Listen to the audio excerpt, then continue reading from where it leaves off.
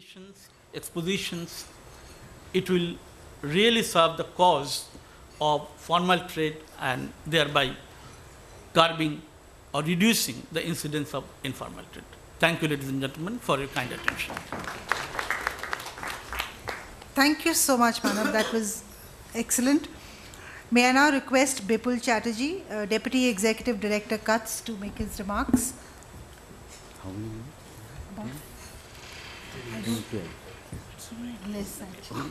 Sorry, it's not fair that we ask the last speakers to speak for lesser time, because I was just looking at the watch. I think we are more than an hour behind. That's not a problem. No. I am including myself in that. Okay, thank for you, exceeding the Nishat. time limit. Without any further wastage of time, let me first of all thank you for giving me this opportunity. I'm going to make my presentation, which is divided into 3 parts. I have some observations to make to begin with, then I have some questions to raise on your study in particular, and finally to make some points. But before I make my observations, let me go back to what Mr.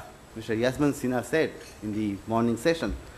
Among many points which he had made, one was that let us strengthen these non-official engagements and things like that, and let's not depend too much on bureaucracy.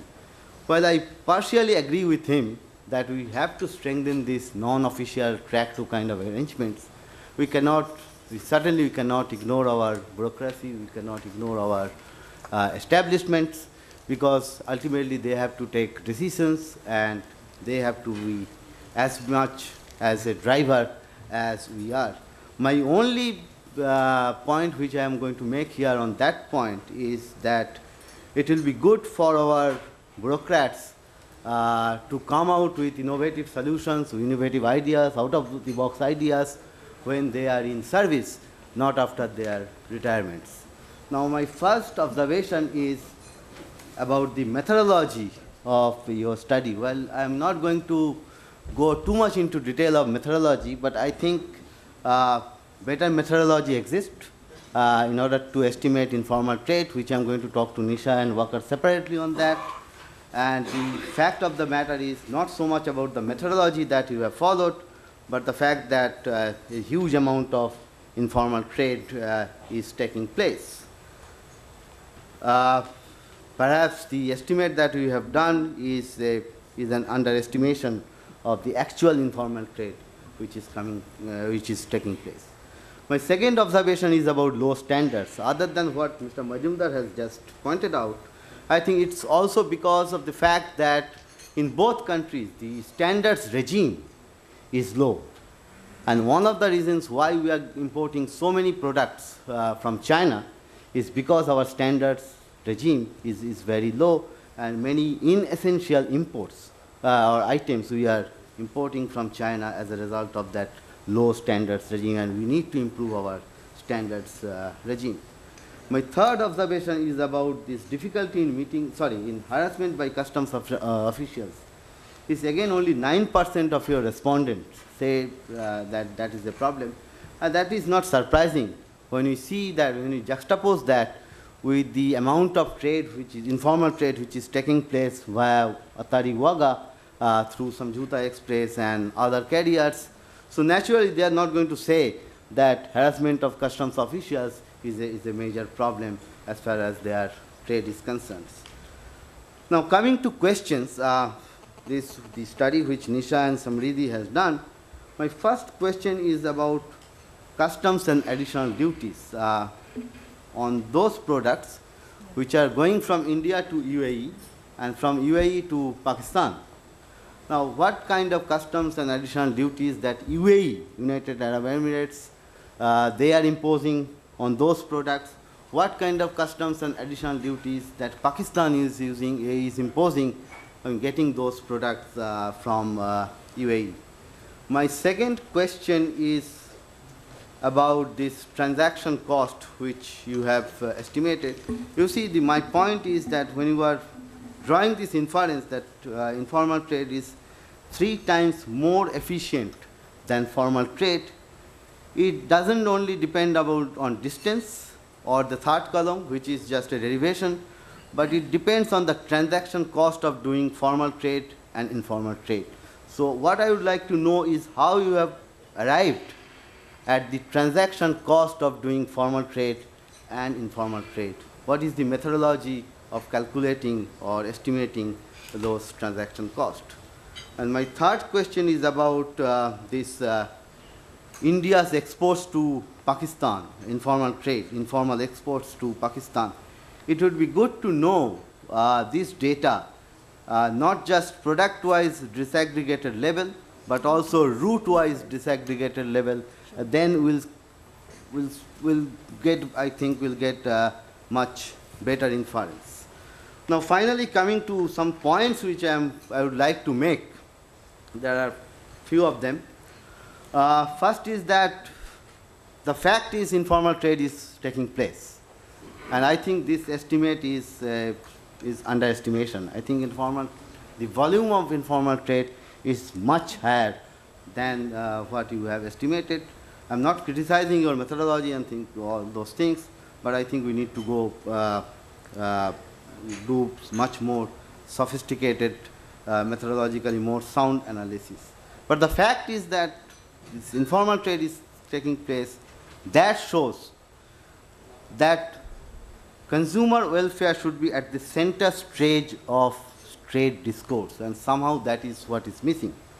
I don't know, I am sure that there is no consumer representative body from Pakistan which is participating in this conference. There is only one Indian consumer body which is taking part in this conference.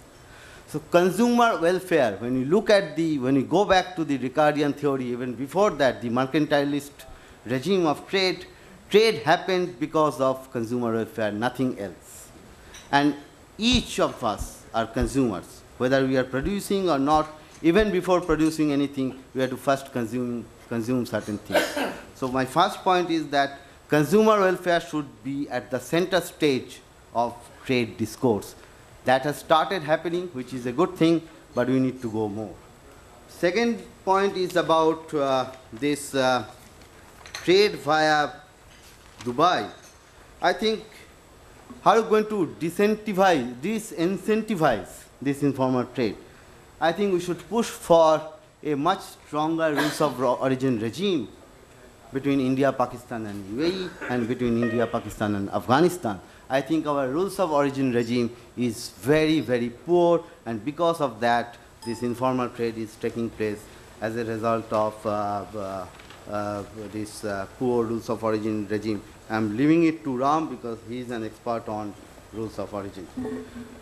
My third point is about, other than these banking channels and all these things, I think we should also look at customs cooperation and also mutual recognition of standards.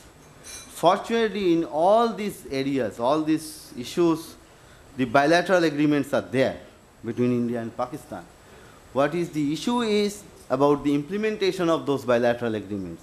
I think we are not giving enough emphasis on the implementation of existing agreements which are already there. And other than formal banking channels, which again there is an agreement between India and Pakistan, I would emphasize on customs cooperation, again there is an agreement. Also mutual recognition of standards, again there is an agreement.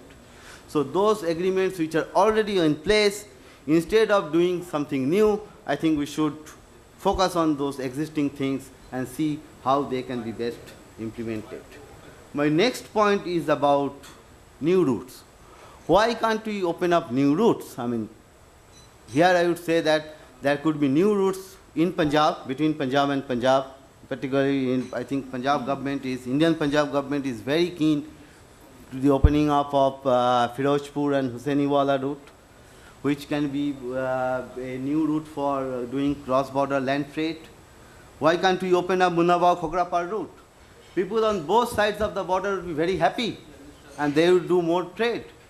And people of both sides of the border their living standards are going to be improved if new trade routes are opened. I mean, in the name of security, I think we have enough. I mean, at least I have been hearing this security for the last 20 years. Many of you must have been hearing this for the last 65 years or more. but in the name of security, how long we are going to punish, I would use the word punish our consumers. And in that respect, our producers are also getting punished because many of these producers are using intermediate products in producing their, in adding value to those products and in producing their goods.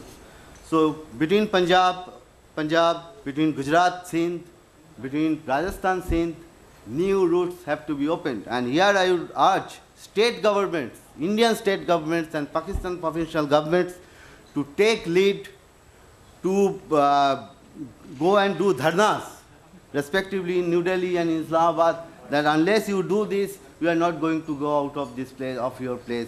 And in our part of the world, unless something dramatic happens, things are not going to happen. So we need to do dharnas in New Delhi and Islamabad in order to open new trade routes. There are several other points. For example, in our work on informal trade between India and Bangladesh, we found that informal trade between India and Bangladesh on the northeastern side is coming down as a result of the opening up of border huts. This is a semi-formal market. This is also happening in Kashmir on both sides of the border. So why can't we have border huts along this India-Pakistan border? And again, security is not. Those who does not want to do any work in our foreign ministry establishment, they always flag this issue of security. Yeah. We have to tell them that you guys are being paid by these taxpayers' money, so you should do your work in order to open up new trade routes for the benefit of both countries, not just for India, not just for Pakistan. And we, in our estimate, we found that Pakistani producers are going to be benefited much more than the Indian producers if new trade routes are opened for trade. And my final point is about, this is for Professor Pant, because he is a professor. I am not. We need to also, that's the preamble of the point. We need to clearly find out what are the payoffs between informal and formal trade. What are the payoffs between trade and security establishment? And unless we are very clear about those payoffs, we will continue to play this non-cooperative game, and we will not achieve a cooperative solution, a cooperative game solution. So first we need to find out very clearly what are the payoffs. And once we know the payoffs, we can play a cooperative game, and we know exactly how we're going to disincentivize informal trade between these two neighbors. Thank you very much. Thank you very much, Vipul. We can discuss the methodological issues later. But there's a lot that we've not presented here, so we can discuss that also later. May I now request Dr. Ramupendra Das, Professor at RIS. Thank you, Nisha. I'll be very brief because I know there is a problem with time. No, I'll be much briefer. I must compliment Nisha and ICRIER for having organized this event so successfully, organized time and again, and I feel so happy because this is a subject so very dear to all of us for the normalization of not only India-Pakistan trade and economic relations in particular, but also South Asian peace and prosperity. I think this relationship is going to determine the fate of the region itself, and therefore this subject is so very important. Now, the very fact that the estimates suggest that informal trade is more than formal trade, many times twice, sometimes thrice, that only shows that the importance of informal trade is much more than formal trade, and we need to ask this question why. And I was very impressed by the study carried out by both ICRIER as well as SITP. Because have been also researching on many of these similar issues, and I had some stint on looking at the informal trade between India and Pakistan in 2005, and more recently we had some occasion to work on this. One thing that we observed in our research, and that might be useful for you, is that we wanted to see which trade theory actually explains informal trade, and it was very interesting to find that if you see the composition of trade, both exports and imports of formal trade between India and Pakistan, and the structure of exports and imports in the informal trade, you will find that there is dissimilarity in the baskets of exports and imports, whereby I have some semblance to conclude that the informal trade between India and Pakistan follows the traditional theory of comparative advantage, and these informal trade flows are nothing but a reflection of natural comparative advantage between the two countries. This also is an evidence of existence of trade complementarity. Many times people think that people in, countries in South Asia cannot trade because their production structures are similar. This also refutes that notion, and therefore I wanted to highlight that. We also found in our analysis that there is a small portion where the new trade theory of the Krugman type explaining informal trade. Why? Because of the intra-industry trade variety actually taking place. So these were two important observations that we had in our study. The third dimension that we could see in our study was that some of the products, and your study actually has already highlighted that are not still allowed by India to export to Pakistan. They are actually being exported to Pakistan through formal route, but not directly from India to Pakistan. And that is happening through India, Sri Lanka, Pakistan FTA. One example is Seat Tires, Indian investments in Sri Lanka, and they export to Pakistan, taking advantage of Sri Lanka-Pakistan FTA. So there is another flow which is actually missing in the gamut of discussions that we have, which is different from bilateral formal trade between India and Pakistan and bilateral informal trade between India and Pakistan. And that is a third type of flow which we have pointed out in our study, which is a formal trade, via different FTAs. One more thing, is that we have, and that's very important in my view, we have found that the tariff elasticity of imports between Pakistan and India, especially from Pakistan's import side from India, is very high. Therefore, despite the fact that non-tariff issues are very important, and especially in the context of India and Pakistan, tariff issues remain very important. And therefore, tariff issue cannot be handled until the MFN issue is cracked. Many times people do not understand why MFN is important. MFN is important to begin with, to trade at the MFN tariff level.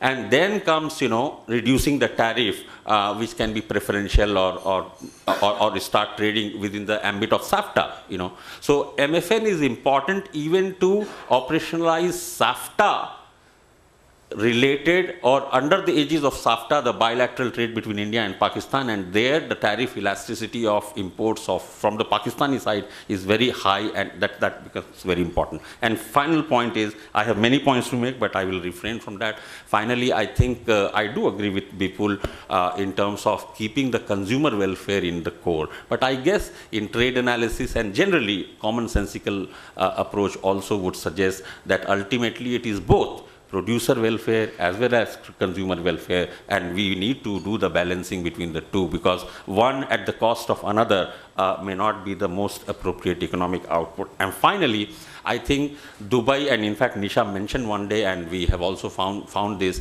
that Dubey, because of the financing facilitation that it has emerged as a financial center, that financing mechanism has actually facilitated informal trade, and lack of adequate banking transactions, our banking channels not being available between the two countries is a major bottleneck. If you see the Commerce Secretaries and Commerce Minister's statements of 2011, they had clearly mentioned about banking sector cooperation in terms of opening the branches into the countries. But if you don't open bank branches of your own countries, then the trust factor between the business communities of the two sides in terms of adequate and accurate and timely payment is so enormous that you have to bypass and go via some other financial center. I think banking cooperation between India and Pakistan, along with MFN and other measures of tariff reduction, would go in a long way in reducing the overall informal trade and bring it back to the formal channel. Thank you for your attention. Thank you for giving very concise comments. Thank you very much. We'll have a 5-minute tea break. Oh, we can't have questions. We're 1 hour behind. Sorry.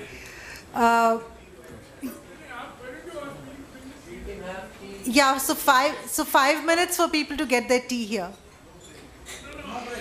No break. Yeah. No, I think we'll give 5 minutes for everyone to pick up their tea. Thank you. No, we're skipping questions. 5 minutes in the next session. Sure. Photograph. बिल्कुल नहीं जी, हमारे यहाँ भी होती है.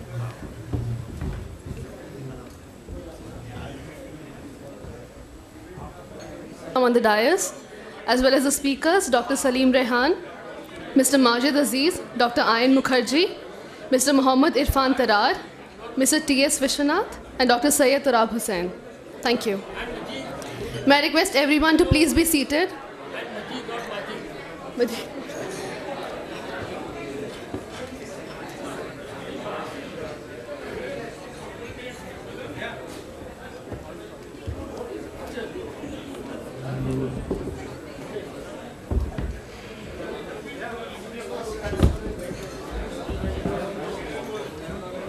How are you? Hi, I'm good. Vishwanath, good to see you.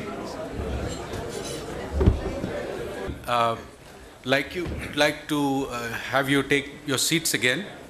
So I'm very, very happy to be here and attend this very nice conference at which we've been able to get together all our friends from Pakistan, despite all the logistical constraints. And I think it's a testimony to the value that is perceived in a gathering like this, and the fact that it's what many people have talked about, the value of this kind of track to dialogue, bringing pressure to bear, but on a base of evidence, right? So this is a part of the sort of evidence-based dialogue that is very important in the world of policy making. So I will begin this session now. I will say that I'm going to be very tough because I've been given very clear instructions. We are running behind. So it's 3:55, and we will end at 5:15 sharp. That's 5 minutes extra. So each speaker, preferably take 5 minutes, but beyond 7 minutes, you will be cut off. So that's the kind of, so that we get enough time for discussion with the audience. After 7 minutes, you will be cut off. Sorry. I will. I do want to say that that in the question of NTMs and NTBs, there are many. There are lots of information. There is a lot of disinformation. So I'm hoping that our audience. I'm like you. I don't know what they're going to say. We are all coming in from the cold, but I'm hoping for a very informative session. And I hope that speakers will be able to differentiate between what is genuine non-tariff barriers and legitimate non-tariff measures. I think that's a very important distinction to draw, and point out areas where information is lacking and where therefore perceptions often color what are differences between barriers and measures, and then how we can actually go about starting to reduce these non-tariff barriers. So we have 6 speakers. So the simple maths will tell you, how much time each one should get, if we leave some time for the audience. So I'll first start. I'll call on Salim Rehan, my friend from Dhaka, who's the executive director of SENAI, to make his remarks. Thank you. Thank you. I must thank ICRIER for inviting me to this very important conference.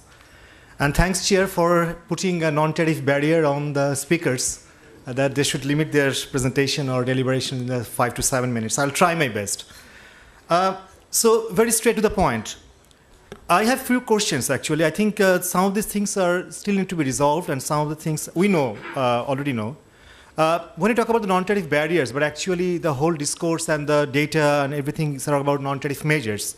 So what are the difference between non-tariff barriers and non-tariff measures? Probably I will not speak much here, but we know that there are issues of WTO consistency, and when some even many of the non-tariff measures, because of some certain regions, they can turn into non-tariff barriers.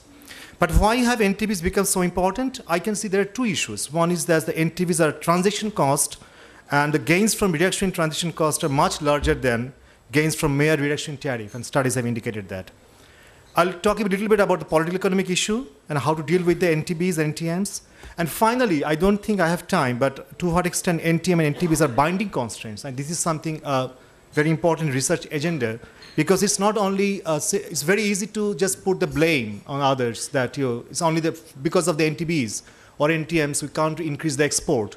But probably there are some other binding constraints at the domestic front which could be equally important. Just to tell you one example, come straight to my presentation. In the morning, we heard about the sensitive list, and we heard that actually even the sensitive list is being reduced. But I did an exercise, and we showed that the coverage of even the revised sensitive list is much larger. It's still, it holds much of the potentials of the the trade, interregional trade.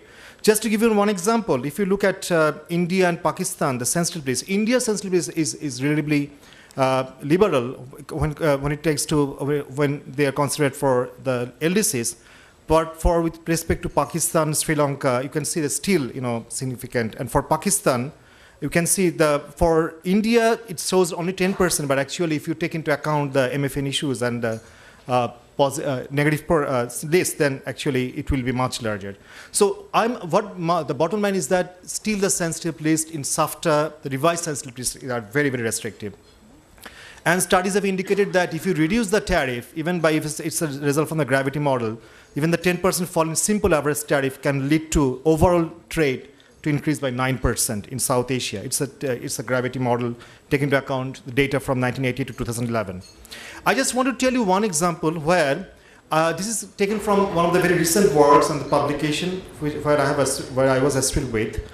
When you talk about NTBs and NTMs, and sometimes we see that when we talk about interregional trade, and we find that the much discussion are talked about the export capacity, the weak export capacity. I just want to give you one example. In this exercise, what I try to do, I try to match the export capacity of Pakistan with respect to India to meet India's import demand and the actual export, what Pakistan is actually doing to India. It's a kind of in the one scale. If you are in the maximum, that means you have the full export capacity. And if you are on the vertical scale, that means your actual export is actually meeting the full export or import demand of India. And then the diagonal actually can't be above the 45-degree hour. So the top point, actually you have the full export capacity and you can meet the full export demand or import demand of India. Now, these products these are the HS code 6 level data taken from Comtrade, UN Comtrade data. And these are the products where you have, actually we are not really concerned about these products, where you have actually a high export capacity and actual exports are very large. But we are very concerned about these products and these products where you have very high export capacity but actual exports are very low. So similarly, actually I did the same exercise for India's export to Pakistan, and same, though if you compare India's and Pakistan's export to each other, India has a very large export capacity. But to summarize in this very simple table, here you have bilateral trade of other South Asian countries with India, and you can see, I just want to highlight between India and Pakistan. If you compare Pakistan's export to India, actually Pakistan export to world at the 6-digit level, 2,830 products, but it exports to India only 431 products. We found that Pakistan has full export capacity in 420 products, but actual exports to India are zero, just simply zero. And we found that actually out of those 420 products, the top 50 products of Pakistan's, there are 45 products, they face different kinds of NTMs in India. And similarly, you can see India's case, though Pakistan's NTMs number 7, they appear to be very small, but if you take into account the MFN issue, probably you will see the very larger coverage. So the bottom line conclusion is that it's not that simply, I don't really want to jump to the simple conclusion that the NTM is the major reason, but we actually try to highlight that NTMs are very, very important while we try to consider interregional trade, increase interregional trade. Just to tell you briefly about the political economy issue of the NTMs in South Asia. After the SAFTA was signed, then the South Asian countries, they were asked to notify NTMs again, for each other countries. So actually, many countries they notified, and the notifications was received by Bangladesh, India, Nepal, and Pakistan. Unfortunately, Bangladesh didn't respond to all, but India and Pakistan and Nepal, they responded to all the notifications. And I don't really want to get into details, but just to give you the kind of, what are the types of notifications? It included import bans, certifications, SPS testing, licensing, different kinds of ADF standards. So you can see the variety of non-tariff measures actually notified by different countries. But if you look at the political economy issue, the way the countries responded to those NTMs or the notifications, this is something very surprising thing you will find. And this is something what I tried to classify. I tried to classify the response into 5 categories: positive with action already taken, positive with action to be taken, vague response with no clear direction, defensive response with lack of flexibility. That means we are not going to do anything. So it's a kind of defensive response, and there's no response. And if you really want to highlight the response by India and Pakistan, India actually received 60 notifications, and you can see out of the 60, 23 responses were defensive. That means India was saying that we are not going to do anything in that front, and 13 were vague. And if you take Pakistan,